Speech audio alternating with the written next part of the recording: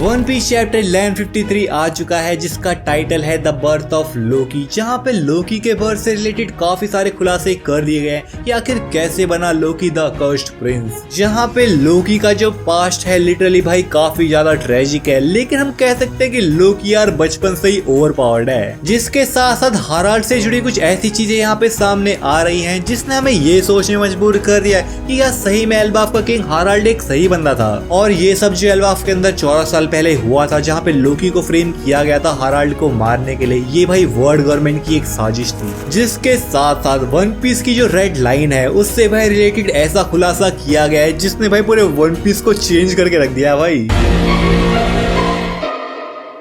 बिना टाइम को वेस्ट किए चैप्टर को शुरू करते हैं उसकी कवर स्टोरी से, जहाँ पे हम देखेंगे कि भाई यामाटो मिलती है ओकीको से, जो कि अब दाइमियो बन चुकी है रिंगो की। जिसका मतलब यह है कि यामाटो ने पूरे वानो को कवर कर लिया है अपनी इस जर्नी में, क्योंकि इस जर्नी की शुरुआत भाई यामाटो की हुई थी किबी के अंदर से, जहाँ पे अब यामाटो पूरे वानो को घूम के पहुंच चुकी है रिंगो के अंदर। यानी कि हम कह सकते हैं कि बिल्कुल ओडन की तरह यहाँ पे यामाटो ने भाई पूरे वानो को एक्सप्लोर कर लिया है। शायद ये कहना गलत नहीं होगा कि यामाटो यहाँ पे भाई कंसिडर कर सकती है स्ट्रॉ हैट के साथ जुड़ने के लिए, या फिर मे बी अभी यहाँ पे यामाटो भाई थोड़ा वेट करना चाहती है मोमोनोसुके के डिसीजन का कि आखिर वो क्या डिसीजन लेता है भाई यहाँ पे वानो की कंट्री से रिलेटेड, कि क्या वो वानो की कंट्री को खोलना चाहते हैं भाई बाहर के लोगों के लिए या फिर नहीं। चैप्टर की शुरुआत में हम देखते हैं डोरी, ब्रॉगी और हाराल्ड को, जो कि भाई बचपन से एक साथ घूमते आ रहे हैं, बचपन से ही भाई वो काफी अच्छे दोस्त हैं। लेकिन यहाँ पे जो हाराल्ड है उसके अंदर भाई एंशिएंट जायंट का ब्लड है, जिसकी वजह से वो बचपन से ही काफी ज्यादा साइज में, स्ट्रेंथ में और इवन भाई यहाँ पे स्टेटस में भी काफी ज्यादा बड़ा था। एंड वेल अगर तुम्हें बचपन से ही ये सारी चीजें मिल रही होंगे फिर तो भाई तुम्हारे माइंड में कहीं ना कहीं ये आएगा ही कि तुम भाई सबसे अलग हो, तुम सबसे बढ़कर हो। और इसी चीज की वजह से यहाँ पे कोई भी भाई बचपन से हाराल्ड के ऊपर लगाम नहीं लगा पाया था, लेकिन ये चीज भाई काफी जल्दी चेंज होने वाली थी। हमने लास्ट चैप्टर के अंदर ही देखा था कि भाई कैसे हाराल्ड भाई एक कंट्री से दूसरी कंट्री के अंदर जाता था, भाई लिटरली कंट्रीज को डिस्ट्रॉय करता था, किंगडम्स को यहाँ पे डिस्ट्रॉय करता था ताकि बस वो प्रिंसेस से मिल सके। क्योंकि भाई लास्ट चैप्टर के अंदर ही देखा था कि लिटरली उसने एक कैसल को डिस्ट्रॉय कर दिया ताकि बस वो एक प्रिंसेस को देख पाए। बट इन सब चीजों के बावजूद भी हाराल्ड का जो बाहर का वर्ल्ड था एल्बाफ से, वो भाई काफी बोरिंग लगता था, क्योंकि वहां के जो लोग थे काफी वीक थे और काफी स्मॉल थे यार उनके कंपैरिजन में। इसी जर्नी के बीच में हाराल्ड जा पहुंचता है एक न्यू वर्ल्ड की किंगडम बंट के अंदर, जहां पे वो देखता है कि एक काफी बड़ी सी जायंट को भाई एक टाउन के अंदर एक सर्कस में यहाँ पे कैद करके रखा गया है, जहाँ पे वो लोगों के लिए परफॉर्म कर रही है। जिस चीज को देख के भाई हाराल्ड काफी गुस्से में आ गया कि एल्बाफ की एक जायंट को, लिटरली एक जायंट को यहाँ पे ह्यूमंस जो कि काफी चिद्दे मिद्दे से वो भाई यहाँ पे कंट्रोल करने की कोशिश कर रहे हैं। यहाँ पे हाराल्ड जाता है और उस पूरे टाउन को डिस्ट्रॉय कर देता है और उस लड़की को यहाँ पे अपने साथ लेके आता है, जिसका नाम यहाँ पे ईडा है, जहाँ पे उससे कहता है मैं यार एल्बाफ का किंग हाराल्ड हूँ, तुझे मुझे थैंक यू बोलने की कोई जरूरत नहीं है। बट ये सुनते ही यहाँ पे तो ईडा हाराल्ड को एक तेज का तमाचा मारती है एंड हाराल्ड भी लाइक मैंने क्या किया। ईडा यहाँ पे उस पे और गुस्सा करती है कि इस शिप को वापस से घुमा, हमको उन लोगों के पास जाना पड़ेगा, यहाँ पे तूने काफी लोगों को हर्ट कर दिया, तू उनसे माफी मांगेगा। एंड हाराल्ड भी लाइक मैं इन चिद्दे मिद्दे लोगों से माफी मांगूंगा। लेकिन यहाँ पे ईडा भाई हाराल्ड को और पेलने लग जाती है, बिल्कुल भाई यहाँ पे नामी और लूफी वाला सीन लग रहा है यार। यहाँ पे ईडा हाराल्ड को समझाती है कि इन लोगों ने मुझे कैद करके नहीं रखा था, बल्कि इन लोगों ने तो मेरी जान बचाई थी जब मैं मरने की हालत में थी। बिल्कुल यहाँ पे इन लोगों ने मुझे सहारा दिया, मुझे काम दिया ताकि मैं खाना खा सकूं, और ऐसे ही धीरे धीरे करके मेरी इंजरीज यहाँ पे हील हो पाई। और जिन लोगों को तू डॉल कंसीडर कर रहा है, चिद्दे मिद्दे लोग कह रहा है, एक बात तू समझ ले, तू बस यहाँ पे बोन काफी बड़ा हुआ और काफी स्ट्रेंथ के साथ हुआ है, यहाँ पे तेरा इसमें कोई लेना देना नहीं है, बस यहाँ पे तू बोन ही ऐसे हुआ है। इस चीज की वजह से तू ये बिल्कुल भी मत समझना कि तू ह्यूमन से बेटर है। तेरे जैसे लोगों और एल्बाफ के जायंट्स की वजह से बाकी सारे जो जायंट्स है उनको यहाँ पे डिस्क्रिमिनेशन फेस करना पड़ता है, उनसे सब लोग यहाँ पे डरते हैं क्योंकि तुम लोग लिटरली भाई कंट्रीज को डिस्ट्रॉय कर देते हो। इस डांट को सुनने और भाई ईडा से पिटने के बाद हाराल्ड यहाँ पे थोड़ा मुंह तो फुलाता है, लेकिन वो वापस से शिप को घुमाता है और उसी किंगडम में लेके जाता है, जहाँ पे अब वो उन लोगों की मदद कर रहा है भाई उनकी कंट्रीज को वापस से बिल्ड करने में। एंड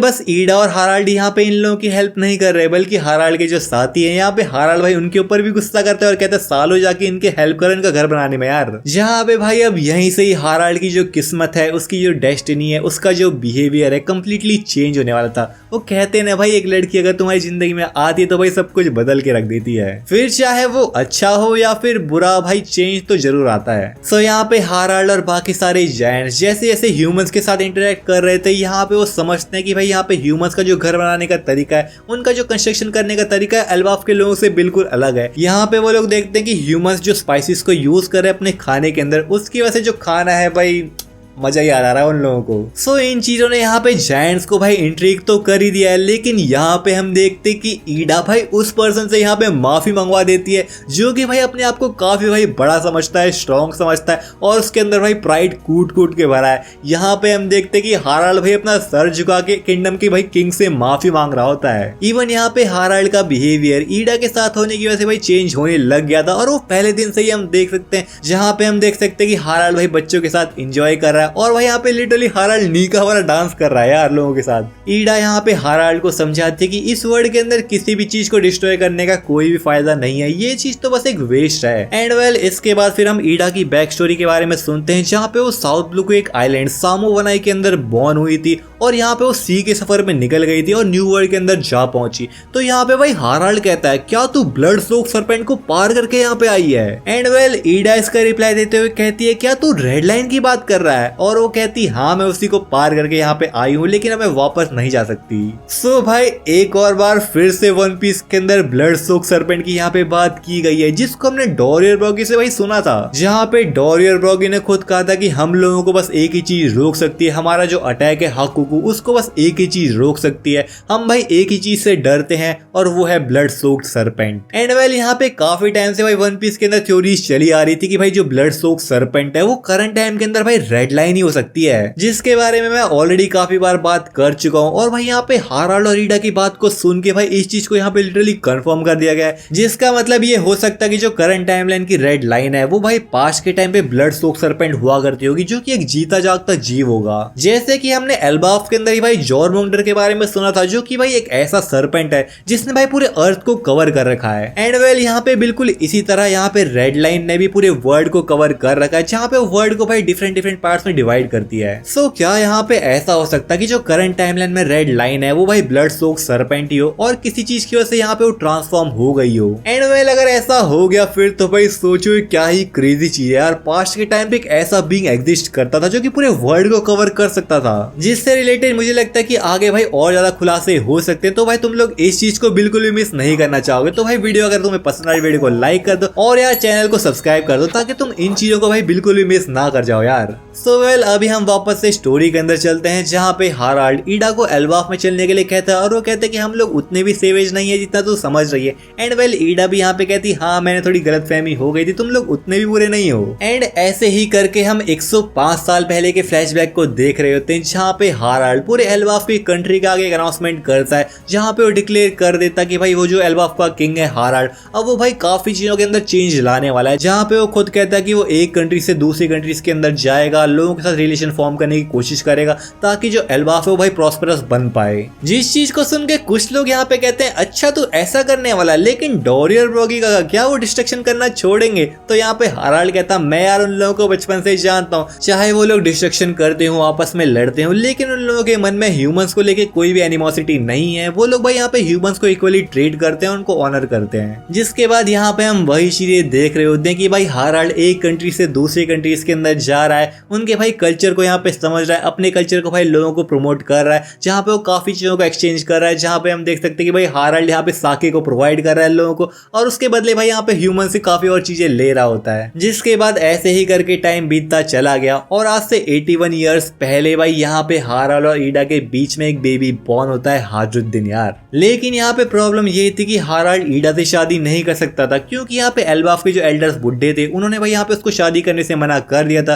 क्योंकि ईडा प्योर ब्लड की जाइंट यहाँ पे नहीं थी। जिस चीज की वजह से यहाँ पे हाराल्ड ईडा से माफी मांगता है कि ईडा और उसके बीच में एक बच्चा होने के बावजूद भी यहाँ पे ईडा को भाई क्वीन वाला ट्रीटमेंट नहीं मिल पा रहा है, ना वो कैसल के अंदर रह सकती है, बल्कि एल्बाफ के एक छोटे से विलेज के अंदर उसको रहना पड़ रहा है। लेकिन यहाँ पे ईडा कहती है यार कोई भी टेंशन की बात नहीं है, इस चीज को लेके हमारी कोई फीलिंग्स चेंज तो नहीं हो जाएंगी ना। बट यहाँ पे अब सीन ऐसा है कि एल्बाफ को कोई ना कोई क्वीन तो चाहिए जो कि प्योर ब्लड की होगी। तो यहाँ पे जो एल्डर बुड्ढे हैं वो यहाँ पे एक लड़की को इंट्रोड्यूस करते हैं हाराल्ड के आगे, जिसका नाम है एस्टेड, जिसको हम यहाँ पे देखते भी हैं, जो कि भाई काफी बढ़िया भाई एकदम जायंट लग रही है यहाँ पे। सो यहाँ पे एस्टेड एल्बाफ के नॉर्थ में एक जो विलेज है एल्कोहल, वहाँ पे बॉर्न हुई है और वो स्टूडेंट है अर्थविंड आर्ट्स की। अब यहाँ पे अर्थविंड आर्ट्स क्या है वो चीज तो भाई मुझे समझ नहीं आई, लेकिन शायद भाई यहाँ पे वास्तु जो होता है ना भाई, उस चीज से यहाँ पे चीजें रिलेट की जा रही हैं। सो एस्टेड यहाँ पे काफी एक इन्फ्लुएंशियल फैमिली से बिलोंग करती है और यहाँ पे वो हाराल्ड को भाई एकदम प्यार में पढ़ाने की कोशिश कर रही है, जहाँ पे उससे कहती है मैं तुझे भाई जिंदगी भर प्यार करूंगी, तो तू उस लड़की को भूल जा और उस बच्चे को भूल जा। लेकिन हाराल्ड भी लाइक मैं ऐसे कैसे भूल सकता हूँ यार।